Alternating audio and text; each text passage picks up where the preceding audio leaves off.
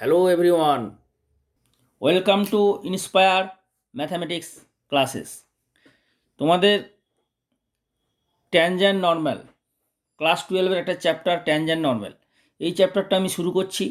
সুতরাং ভিডিওটা প্রথম থেকে শেষ পর্যন্ত মনোযোগ সহকারে দেখো এবং কি বলছি শোনো এবং খাতাতে নোট করে নাও। ওকে, তোমাদের ট্যানজেন্ট নর্মাল যে ডেফিনেশন, ট্যানজেন্ট নর্মাল সম্বন্ধে যে ধারণা, কনসেপ্ট, সেটা আমি ক্লিয়ার করে দিই, ফর্মুলাগুলো নিয়ে আলোচনা করি, তারপরে এক্সারসাইজে অঙ্কে আসবো।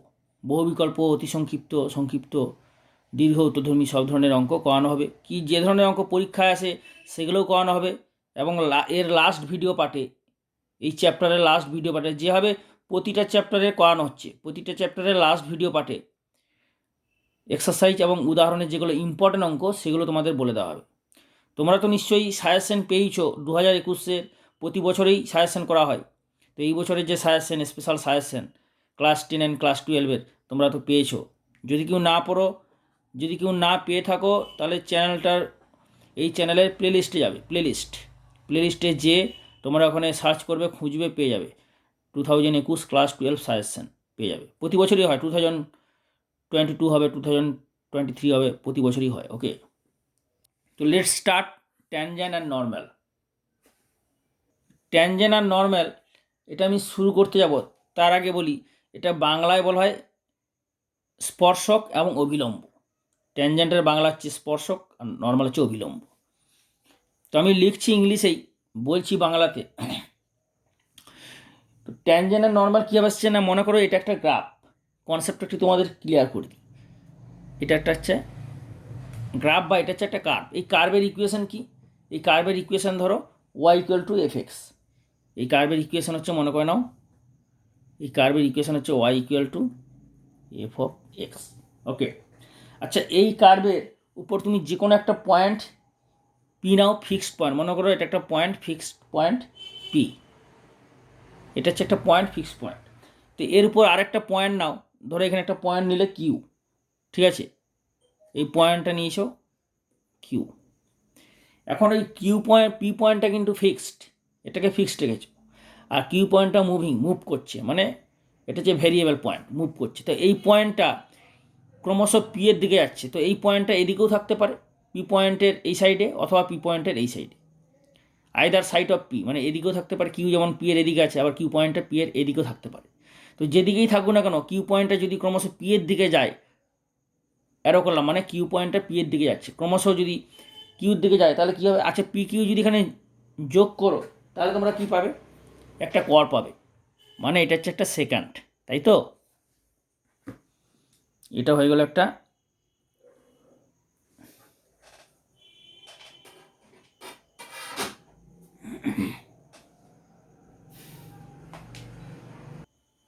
তাহলে এই পি কিউ হয়ে গেলো একটা জে বা সেকেন্ড। তাহলে এই কিউ পয়েন্টটা ক্রমশ যদি পি এর দিকে মুভ করে, তাহলে কি হবে? কিউ পয়েন্টটা পি পয়েন্টের সঙ্গে কনসাইড হয়ে যাবে, তাই না? কিউ পয়েন্টটা ধরো এখানে থাকতে পারে, তখন এইরকম একটা সেকেন্ড হবে। কিউ পয়েন্টটা যখন এখানে এলো, তখন এইরকম একটা সেকেন্ড হবে। এরকম বিভিন্ন হবে। ধরো কিউ পয়েন্টটা এখানে যখন মুভ করছে, তখন এটা এরকম একটা সেকেন্ড হবে। কিউ পয়েন্টটা যখন এখানে আসছে, তখন এরকম একটা সেকেন্ড হবে। এইভাবে যেতে যেতে ক্রমশ কিউ পয়েন্টটা পি এর সঙ্গে যখন মুভ করে নেবো, অর্থাৎ কিউ টেন্স টু পি, তখন কী হবে এটা?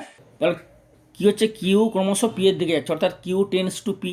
তাহলে কিউ ক্রমশ যখন পি এর দিকে যাবে, তখন কী হয়ে যাবে না, কিউ বিন্দুতে পি বিন্দুর সঙ্গে মিলে যাচ্ছে, কনসাইড হয়ে যাচ্ছে। অর্থাৎ তখন এটা কি হয়ে যাবে না, একটা লিমিটিং পজিশন।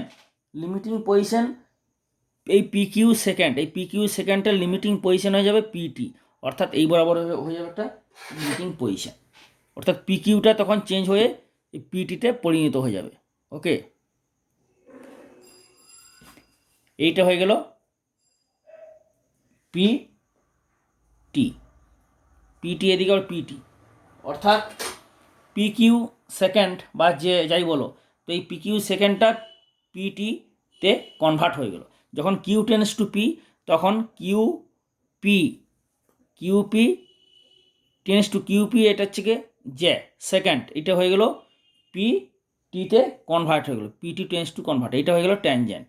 ওই জন্য এটা দুদিকে অ্যারো, কারণ এটা ট্যানজেন্ট, স্পর্শক।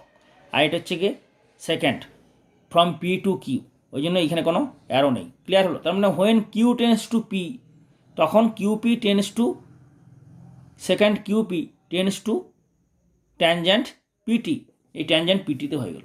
তো এইভাবেই ট্যানজেন্ট আসছে, তখন এই ট্যানজেন্ট হয়ে গেল, তাহলে পিটি হয়ে গেল ট্যানজেন্ট, আর এই পি বিন্দু হয়ে গেল ট্যানজেন্টের ফুট অফ ট্যানজেন্টের contact, point of contact P. Okay, তাহলে এইটা হয়ে গেল ট্যানজেন্ট পিটি, আর পি হয়ে গেল পয়েন্ট অফ কন্ট্যাক্ট। এটাকে বলা হচ্ছে পয়েন্ট অফ কন্ট্যাক্ট বা স্পর্শ বিন্দু, এটাকে বলা হয় পয়েন্ট অফ কন্ট্যাক্ট। ক্লিয়ার? এটা হয়ে গেল পয়েন্ট অফ কন্ট্যাক্ট, আর বা এটাকে বাংলায় বলা হয় স্পর্শবিন্দু। এরপরে তুমি এই ট্যানজেন্টের উপর যদি একটা, এই ট্যানজেন্টের উপর পারপেন্ডিকুলারলি একটা যদি স্ট্রেট লাইন ড্র করো, ওকে, এই ট্যানজেন্টের উপর পি বিন্দুতে, এই হচ্ছে গিয়ে ট্যানজেন্ট স্পর্শক, এই স্পর্শকের পি বিন্দুতে মানে স্পর্শক বিন্দুতে অর্থাৎ পয়েন্ট অফ কন্ট্যাক্টে পারপেন্ডিকুলারলি একটা স্ট্রেট লাইন যদি ড্র করো লম্বভাবে তুমি একটা স্ট্রেট লাইন ড্র করলে, নাম দিলে এন। তাহলে এই যে লম্বভাবে স্ট্রেট লাইন ড্র করলে পিএনটা পারপেন্ডিকুলার অন পিটি 90 ডিগ্রি অ্যাঙ্গেলে, তাহলে এই পিএনকে বলা হবে নর্মাল, ওকে, বা অভিলম্ব। এটাকে বলা হবে নর্মাল, এটার নাম হয়ে গেল নর্মাল, বা একে বাংলা বলা হয় অভিলম্ব, আর এটা হচ্ছে গিয়ে স্পর্শক। এটা হয়ে গেল স্পর্শক বা ট্যানজেন্ট, এটা হয়ে গেল অভিলম্ব বা নর্মাল, ইংরেজিতে নর্মাল। আর এইটা বলা হচ্ছে গিয়ে অভিলম্ব বা নর্মালের ফুট অফ নর্মালের পাদবিন্দু। এটা হচ্ছে অভিলম্বের পাদবিন্দু। অভিলম্ব যদি এটা হয় তার পাদবিন্দু হচ্ছে এইটা, বা ফুট অফ নর্মাল। এটা হয়ে যাবে ফুট অফ নর্মাল। ওকে, তোমরা সব নোট করে নাও খাতাতে, তাহলে তোমার কনসেপ্টটা পুরো ক্লিয়ার হয়ে যাবে। আর যখন ট্যানজেন্ট হবে, যেহেতু ট্যানজেন্ট এই কার্ভকে এই পয়েন্টে টাচ করেছে, সেহেতু এটা হচ্ছে পয়েন্ট অফ কন্ট্যাক্ট বা স্পর্শবিন্দু। আর নর্মাল হলে নর্মালের ক্ষেত্রে হয়ে যাবে ফুট অফ নর্মাল বা অভিলম্বের পাদবিন্দু। ওকে, অভিলম্বের পাদবিন্দু। তো এই হচ্ছে ক্লিয়ার হয়ে গেল পুরো। এখন তোমাদের আমি ফর্মুলাগুলো নিয়ে ডিটেলসে আলোচনা করে দেবো, তারপরে তোমাদের আমি অঙ্ক নিয়ে শুরু করব। ওকে, তোমাদের একটা কথা বলে দিই, তোমাদের অনলাইন এক্সাম শুরু হয়েছে এই চ্যানেলে, inspire mathematics classes YouTube channel. Online এক্সামেরটা কীভাবে দেবে, অনলাইন এক্সামের সিলেবাস, অনলাইন এক্সাম দেওয়ার আগে তার আগে তো একটা প্র্যাকটিস করবে, তার জন্য কোন কোন চ্যাপ্টারের উপর পরীক্ষা নেওয়া হবে, তার সিলেবাসের ভিডিও আলাদা, পরীক্ষার ভিডিও আলাদা, রেজাল্টের ভিডিও আলাদা। সুতরাং এই ভিডিওগুলো কোথায় পাবে না, এই চ্যানেল ইন্সপায়ার ম্যাথামেটিক্স ক্লাসেস, এই চ্যানেলের প্লেলিস্টে যাবে। এই চ্যানেলে ওপেন করে প্লেলিস্টে গেলে ওখানে সব দেওয়া আছে, সব ক্লাসের পরীক্ষার লিঙ্ক, ভিডিও সব প্লেলিস্টে যাবে। প্লেলিস্ট, এটা খুব ভালো করে মনে রাখো, প্লেলিস্টে গেলে সব পেয়ে যাবে। আর একটা কথা বলে দিই যে রিকোয়েস্ট, যারা সাবস্ক্রাইব করনি এখনও পর্যন্ত চ্যানেলটা, তারা সাবস্ক্রাইব করে বেল আইকনের অলটা দেবে, তাহলে ভিডিও আপলোড হলে মেসেজ পাবে, তোমাদের লাইভ ক্লাস হচ্ছে, লাইভ ক্লাসেরও লিঙ্ক পৌঁছে যাবে। ঠিক আছে, তো সুতরাং অনেকে সাবস্ক্রাইব করে বেল আইকনে অলটা দিয়ে দেবে, এটা totally free of cost, subscribe করতে কোনো কিছু পয়সা টয়সা কিচ্ছু কাটে না। ওকে, তো সুতরাং তোমরা পুরো ভিডিওটা ভালো করে দেখো, এবং প্রতিটা ভিডিও দেখার পরে লাইক কমেন্ট শেয়ার করবে, যাতে আমি আরও নতুন নতুন ভিডিও বানাতে তোমাদের জন্য পারি। সুতরাং তোমরা লাইক কমেন্ট শেয়ার করতে ভুলো না। ওকে, তোমাদের কীভাবে ট্যানজেন্টের ইকুয়েশন বার করবে, আর লম্ব মানে অভিলম্ব, স্পর্শক এবং অভিলম্ব, ট্যানজেন্ট আর নর্মাল, এ কীভাবে সমীকরণ বার করবে সেটা তোমাদের আমি দেখাচ্ছি। যেমন ধরো একটা স্ট্যান্ডার্ড ইকুয়েশন, একটা ধরো কথার কথা বলছি তোমাদের, বৃত্ত, সবার প্রথমে একটা বৃত্ত নিয়ে কথা বলি। যেমন বৃত্তের ইকুয়েশন কি, না x square plus Y square equal to A square. এটা একটা সিম্পল বৃত্ত, যার সেন্টার 0 0, ব্যাসার্ধ এ, রেডিয়াস এ। তো এই বৃত্তের x1 বিন্দুতে কীভাবে স্পর্শকের সমীকরণটা কীভাবে করবে, তো ইকুয়েশন অফ ট্যানজেন্ট, এই বৃত্তের x1 বিন্দুতে, x1 y1 এই বিন্দুতে স্পর্শক কীভাবে সমীকরণ বার করবে সেটা আমি তোমাদের দেখিয়ে দিচ্ছি। এই পদ্ধতিটা ভালো করে দেখো এবং খাতায় তুলে নাও, কারণ এই পদ্ধতিটা সব জায়গাতে কাজে লাগবে। তার আগে সবার প্রথমে ফর্মুলাটা বলে দিই, যে ফর্মুলাটা আছে সেটা তুলে নাও, যেটা হচ্ছে ফর্মুলাটা খুব ইম্পর্ট্যান্ট, সেই ফর্মুলাটা তোমরা তুলে নাও। স্পর্শকের সমীকরণ, ট্যানজেন্ট, ওকে। তো ইকুয়েশন অফ ট্যানজেন্ট, তারপরে আমি এটা শুরু করব। ইকুয়েশন অফ ট্যানজেন্ট এটা কীভাবে করবে দেখো।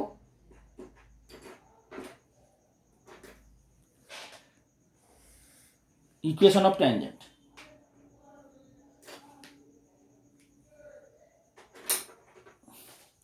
ইকুয়েশন অফ ট্যানজেন্টের ইকুয়েশন কি না, ওয়াই মাইনাস ওয়াই ওয়ান মানে এক্স ওয়ান ওয়ান বিন্দুতে যদি হয় ইকুয়াল টু, এমনি ফর্মুলা কি হয়, ফর্মুলা তোমরা জানো, y minus Y one equal to m into x minus x one, তাই তো। এটা কি হয়, একটা সরলরেখার সমীকরণ, এক্স ওয়ান ওয়ান বিন্দু দিয়ে পাস করছে এবং এম হচ্ছে ওই সরলরেখার প্রবণতা বা গ্রেডিয়েন্ট বা স্লোপ, ওকে। তাহলে এখন দেখো এই এম হচ্ছে স্লোপ, তাহলে এই যে ট্যানজেন্ট হলো এই বিন্দুতে, এটা মনে করে এক্স ওয়ান ওয়ান বিন্দু, তাহলে এই একটা সরলরেখার যে কোনো একটা কার্ভ কি না y equal to f x, তা এই কার্ভের এই বিন্দুতে এই ট্যানজেন্ট, তাহলে এই ট্যানজেন্টের ইকুয়েশন করতে হলে ট্যানজেন্টের একটা প্রবণতা আছে, তো এই যে curve y equal to f x, তো এই কার্ভের যে প্রবণতা বা ডেরিভেটিভ, তাই না, এই কার্ভের যে প্রবণতা বা গ্রেডিয়েন্ট, সেটা হচ্ছে এই কার্ভকে ডেরিভেটিভ করলে যেটা হবে সেটি হচ্ছে এই কার্ভের প্রবণতা। অর্থাৎ এই কার্ভের প্রবণতা কি না, এই কার্ভের প্রবণতা হয়ে যাবে m equal to dy by dx, এটি হচ্ছে প্রবণতা বা স্লোপ বা গ্রেডিয়েন্ট, ওকে। তো গ্রেডিয়েন্ট আর স্লোপ এম হচ্ছে ডিওয়াই বাই ডিএক্স এই কার্ভে, অর্থাৎ এই যে কার্ভের ইকুয়েশন, একে যদি তুমি ডেরিভেটিভ করো তো সেই ডেরিভেটিভটি হয়ে যাবে ট্যান থিটা মানে স্লোপ এই পয়েন্টে। এটা যদি ইন জেনারেল পয়েন্ট নাও x one y one, x y বা এক্স ওয়ান ওয়াই, তাহলে তোমার এই হচ্ছে গিয়ে এক্স ওয়ান ওয়ান বিন্দু, এখানে কী হচ্ছে এম হচ্ছে প্রবণতা, তাহলে এটা হয়ে যাবে ডিওয়াই বাই ডিএক্স, ওকে।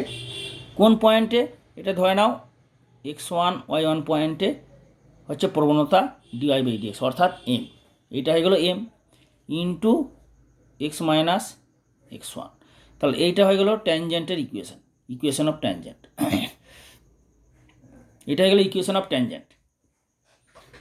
পুরো বোঝা গেল, এইটা হচ্ছে গিয়ে ওয়াই ওয়ান এক্স ওয়ানটা হচ্ছে বিন্দু, যে বিন্দুতে ট্যানজেন্টটা তুমি ড্র করছো, আর সেই ট্যানজেন্টের স্লোপ মানে প্রবণতা যে আছে এম, সেই এমটা হচ্ছে এইটা, অর্থাৎ এই যে ট্যানজেন্ট, এই ট্যানজেন্টের স্লোপ হচ্ছে এইটা, তাহলে এই ডিওয়াই বাই ডিএক্সটা কি না এই কার্ভের প্রবণতা, এই কার্ভের হচ্ছে গিয়ে ডেরিভেটিভ, সেটি হচ্ছে গিয়ে এই পয়েন্টে যে ট্যানজেন্ট, এই পয়েন্টে যে ট্যানজেন্ট কার্ভকে স্পর্শ করেছে সেই কার্ভের যে প্রবণতা ডেরিভেটিভ, সেটি হবে এই কার্ভের স্লোপ মানে প্রবণতা ডিওয়াই বাই ডিএক্স, ওকে। কোন পয়েন্টে না এই পয়েন্টে, তাহলে ডিওয়াই বাই ডিএক্স, তো সুতরাং এখানে সেই ডিওয়াই বাই ডিএক্সটা বসিয়ে দিলে, তাহলে এইটাই হলো ইকুয়েশন অফ ট্যানজেন্ট। এরপর এটা সরল করলে যেটা বেরোবে সেটা হচ্ছে অ্যান্সার। তো ইকুয়েশন অফ নর্মাল কী হবে, এটা যদি এম হয়, অর্থাৎ এই ট্যানজেন্টের যদি স্লোপ ডিওয়াই বাই ডিএক্স হয়, তাহলে এর কত হবে, তোমরা জানো যে নর্মাল এবং ট্যানজেন্ট পরস্পর লম্ব, তাই দুটো সরলরেখা পরস্পর যদি লম্ব হয় তাদের প্রবণতার গুণফল কত হয় -1, তাহলে এইটা যদি এম হয় তাহলে এটা অবশ্যই কত হবে -1/m, তাই না। তাহলে এর স্লোপ হয়ে যাবে, এর স্লোপ কত যাবে ইকুয়াল টু -1/m, কারণ এটা এম, তাহলে মানে কি -1/dy/dx, ওকে। তাহলে -1/dy/dx হয়ে যাবে এই নর্মাল আর এই যে অভিলম্বের প্রবণতা। তাহলে এখানে বসাও, নর্মালের ইকুয়েশন কত হবে, ইকুয়েশন অফ নর্মাল, ওকে। তাহলে ইকুয়েশন অফ নর্মাল কী হবে, ইকুয়েশন অফ নর্মাল কিছুই হবে না, ইকুয়েশন অফ নর্মাল হয়ে যাবে, ইকুয়েশন অফ নর্মাল হবে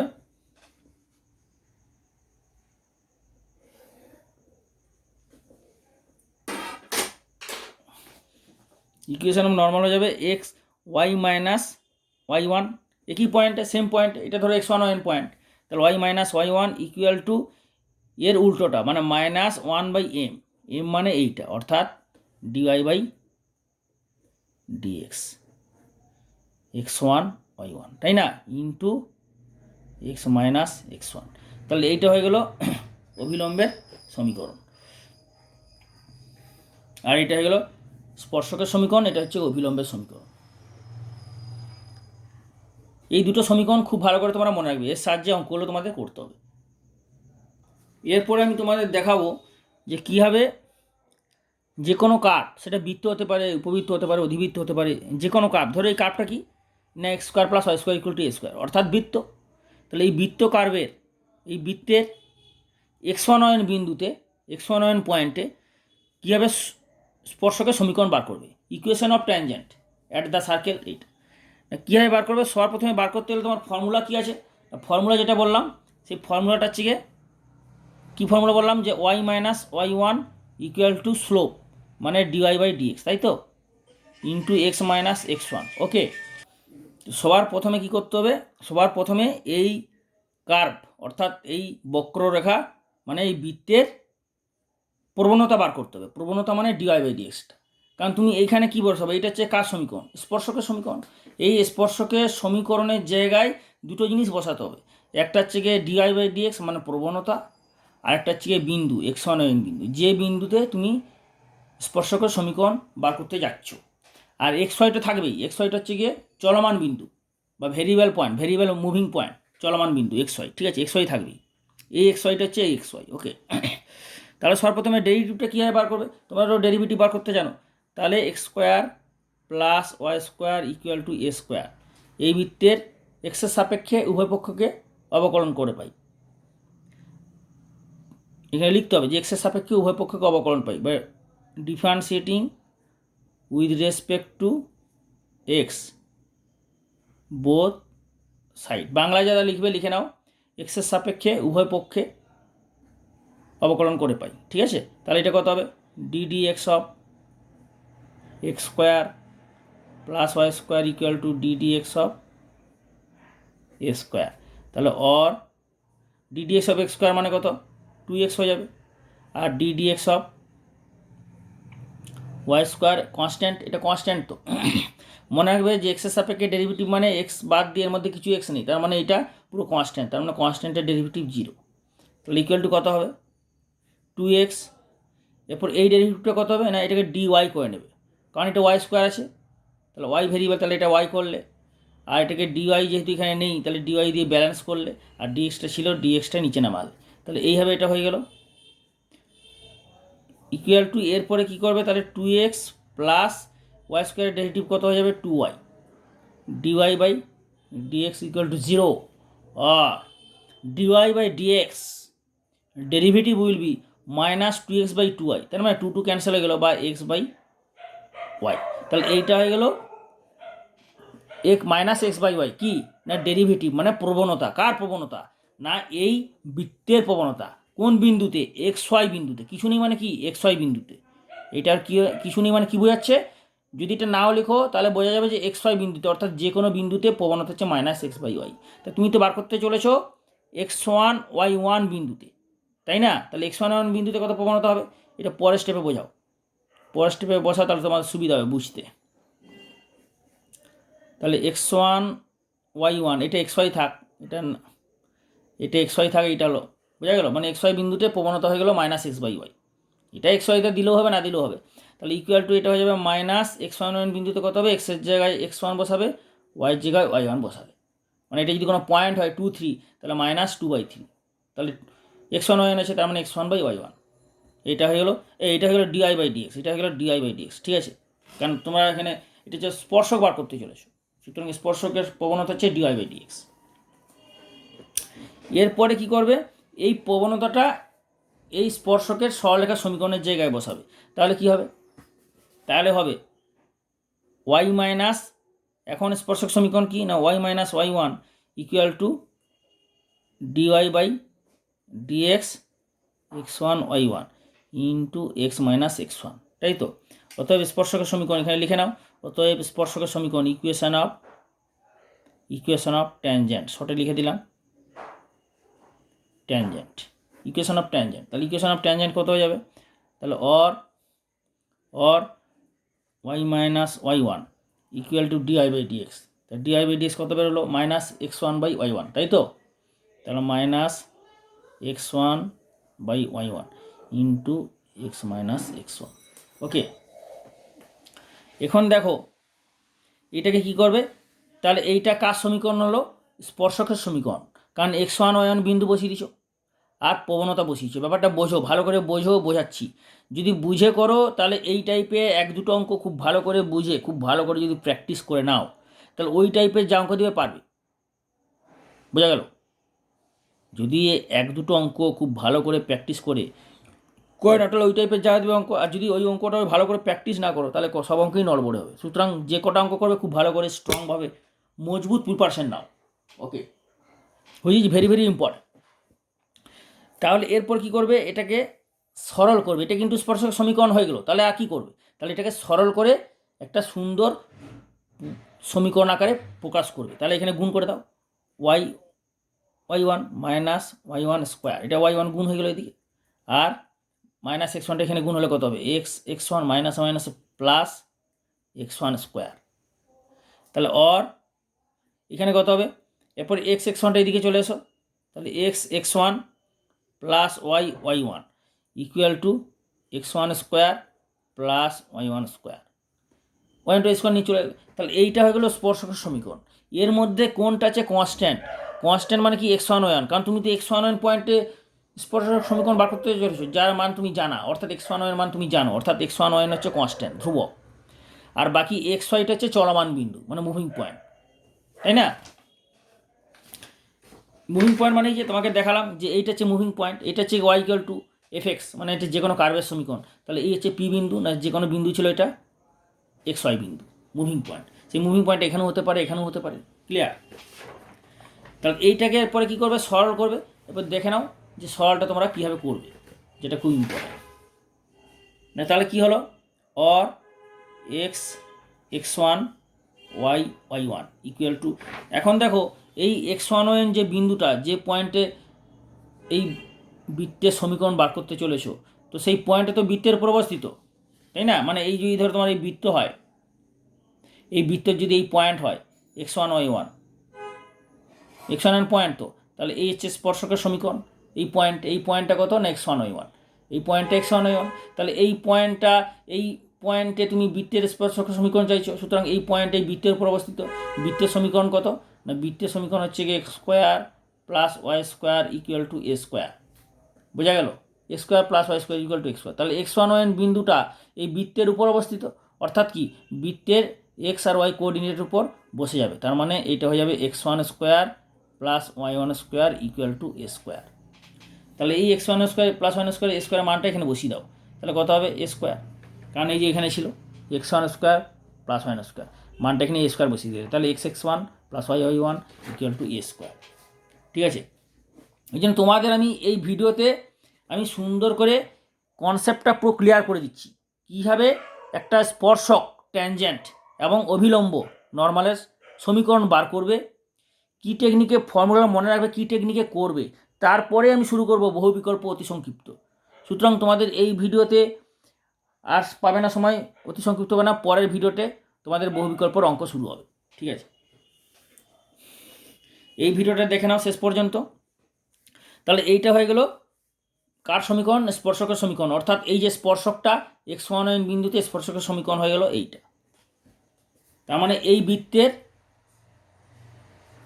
সমীকরণ কি? X square plus Y square equal to A square. তাহলে এই বৃত্তের x1 y1 বিন্দুতে স্পর্শকের সমীকরণ হলো এই হচ্ছে কি স্পর্শক সমীকরণ। তো একটা জিনিস লক্ষ্য করো খুব ভালো করে, যে বৃত্তের সমীকরণটা তাহলে কী হলো না, যখন x square plus Y square equal to A square.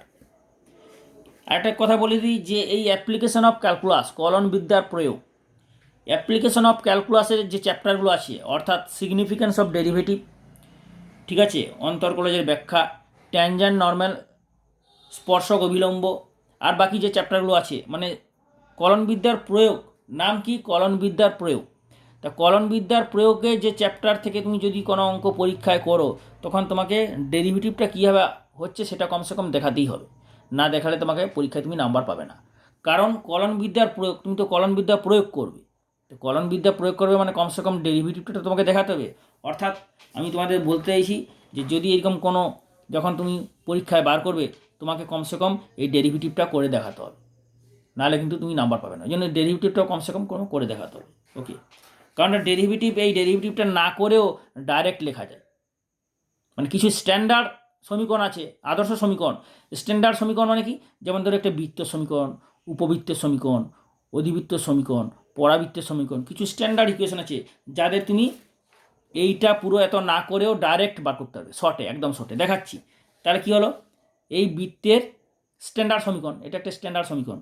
এই বৃত্তের x1 বিন্দুতে তুমি এইভাবে বার করলে, তো এইভাবেই করবে। এবার তোমাকে এটা এত না করেও করা যায়। মনে রাখবে এক্স স্কোয়ার থাকলে x1 বিন্দুতে কোনো যদি সমীকরণ বার করতে চাও, তাহলে এক্স স্কোয়ার থাকলে x1 হবে, আর ওয়াই স্কোয়ার থাকলে y1 হবে। এটা খুব ইম্পর্টেন্ট। ওকে, ভালো করে বুঝে নাও ব্যাপারগুলো, তোমাদের খুব ভালো করে বুঝতে হবে। আর হচ্ছে গিয়ে এক্স থাকলে কি হবে, এক্স থাকলে হবে এক্স প্লাস x1/2। ওকে, ওয়াই থাকলে হয়ে যাবে ওয়াই প্লাস y1/2। ঠিক আছে, আর xy হলে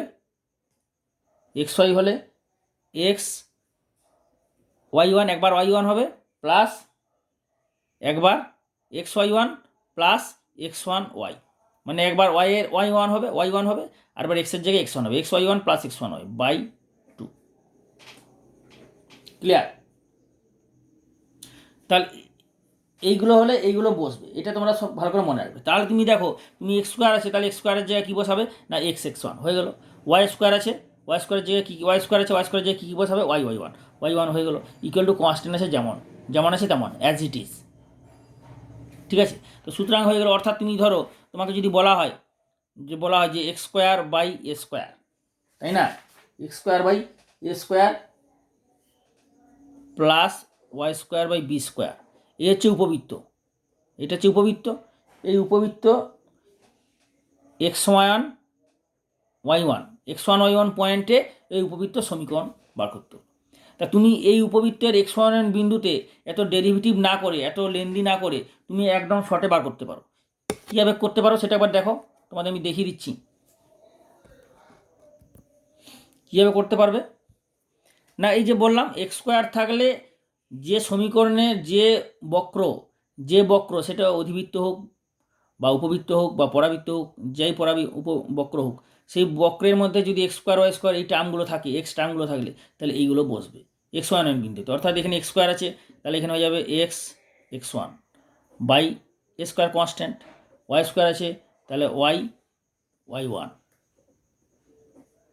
বাই বি স্কোয়ার। x1 মানে এই যে বিন্দুতে, x1 কোনটা না এই বিন্দুতে, তার মানে যদি 2-3 বিন্দু হয়, তখন তোমার হয়ে যাবে 2x, আর এটা হচ্ছে হবে 3y। 2-3 বিন্দু হলে ইকুয়াল টু 1 যেমন আছে 1 থাকবে। তাহলে এইটা হয়ে গেল উপবৃত্তের সমীকরণ, এটা হয়ে গেল ইকুয়েশন অফ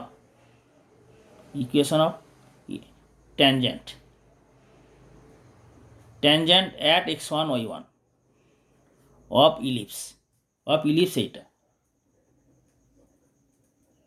ঠিক আছে, তাহলে এই ইলিপসের x1 পয়েন্টে স্পর্শকের সমীকরণ হয়ে গেলো এটা। তো এখন ভালো করে লক্ষ্য করো যে এইটা তুমি যদি পরীক্ষায় লিখে দাও, তাহলে তোমাকে কিন্তু নাম্বার দেবে না। তাহলে এইটা তোমার কোথায় কাজে লাগতে পারে, তোমার তো একটা এমসিকিউ টাইপ কোশ্চেন, সেটা লাগতে পারে। একটা হচ্ছে এমসিকিউ টাইপ কোশ্চেন, তখন তুমি বুঝতে পারবে যে এটা তোমার ঠিক নাকি। আর কোথায় কাজে লাগবে, জয়েন্টে কাজে লাগবে। জয়েন্টের জন্য স্পেশাল ভিডিও আছে, তোমার প্লে লিস্টে গেলেই পাবে। আমি কথা বলছি, এই জিনিসটা একটু লাগবে। তারপর আর কোথায় কাজে লাগবে, যখন পরীক্ষায় তুমি কোশ্চেনটা করছো, কোশ্চেনটা ভুল না, মানে অ্যান্সারটা তুমি যখন বার করবে লাস্টে, তো সেই অ্যান্সারটা ভুল না ঠিক সেটা সহজেই বুঝবেই করে, এটা সাহায্যে বুঝে যাবে। কিন্তু তোমাকে এটা ডিটেলসে করতে হবে পরীক্ষার সময়। কীভাবে করবে না, তোমাকে এইভাবে ডেরিভেটিভ করতে হবে। যেমন এক্সের সাপেক্ষে উভয় পক্ষে ডেরিভেটিভ করে তোমাকে এইভাবে বার করতে হবে। একই পদ্ধতি, সেম মেথড। ঠিক আছে, পুরো সেম মেথড। যেভাবে দেখালাম যে বৃত্তের সমীকরণ বার করবে, যেভাবে দেখালাম যে বৃত্তের কীভাবে x1 পয়েন্টে x1 বিন্দুতে স্পর্শকের সমীকরণ বার করবে। ঠিক একইভাবে এই উপবৃত্তের হবে, অধিবৃত্তের হবে, পরাবৃত্তের হবে, মানে এগুলো তো স্ট্যান্ডার্ড সমীকরণ, আদর্শ সমীকরণ। উপবৃত্ত, অধিবৃত্ত, পরাবৃত্ত, এটা সব একইভাবে বার করবে। ঠিক আছে, এইভাবে তোমাকে বার করতে হবে একইভাবে।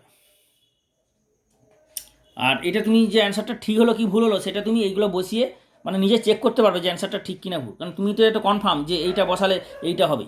সুতরাং তুমি যেভাবে ডেরিভেটিভ করে বার করবে, করার পর সেটা মিলিয়ে নেবে এর সঙ্গে যে এটা ঠিক না ভুল। ওকে, বাকি অঙ্ক, বাকি কনসেপ্ট পরের ভিডিওতে হবে। তারপরে বহু বিকল্পর অঙ্ক শুরু করে সমস্ত অঙ্ক দেখানো হবে। ওকে, সুতরাং তোমরা, আমি শেষ করবো এক্ষুনি, তোমরা বেশি করে শেয়ার করো, শেয়ার করতে ভুলো না, এবং প্রতিটা ভিডিও লাইক, শেয়ার, কমেন্ট করো, যাতে করে আমি আরও নতুন নতুন ভিডিও তোমাদের জন্য দিতে পারি, বানাতে পারি, আপলোড করতে পারি। সুতরাং লাইক, শেয়ার, কমেন্ট করতে ভুলো না, তবে আমি আরও নতুন নতুন ভিডিও আপলোড করতে পারবো। যত তোমরা শেয়ার করবে, যত একটা সবাই এই চ্যানেলে পড়াশোনা করতে পারবে সব স্টুডেন্টসরা, তত আমি আরও নতুন নতুন ভিডিও আপলোড করতে পারবো। সুতরাং তোমাদের উপরেই ডিপেন্ড করছে আমি ভিডিও আপলোড করতে পারবো কি না, তোমরা যত শেয়ার করবে, যাতে সব স্কুলের ছাত্রছাত্রীরা এটা হেল্পফুল হয়। ওকে, সুতরাং যারা নতুন এসছো, সাবস্ক্রাইব এখনও পর্যন্ত করোনি, সাবস্ক্রাইব করে বেল আইকনের অলটা দেবে। নেক্সট ভিডিও জন্য অপেক্ষা করো, খুব শীঘ্রই নেক্সট ভিডিও আপলোড হবে।